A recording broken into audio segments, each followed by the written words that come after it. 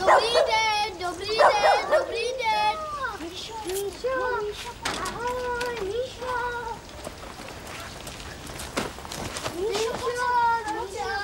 Matěj, ty k němu radši moc nechoď. Míšo. Dobrý den, paní Vránová. Počkej, holka, já tě neslyším. Máme pejska. Kup nějakýho. Vždyť víte, že to nejde, když je Matěj alergii. Ale teď je tak krásný. Dobrý den. Ahoj, tak už jste zpátky.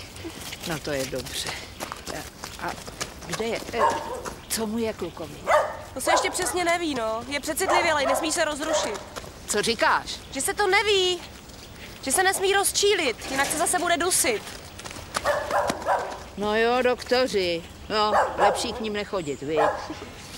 Já kdybych k ním chodila, tak už tady dávno nejsem.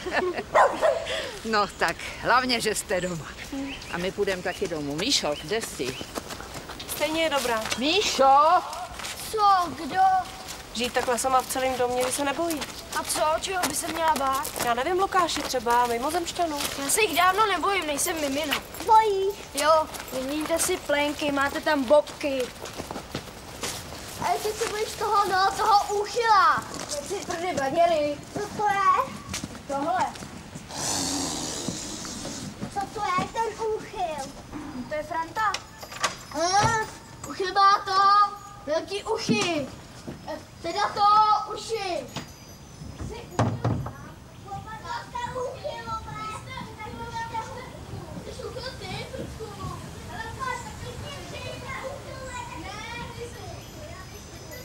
Tady je tak krásně. Listí samozřejmě schrabaný není.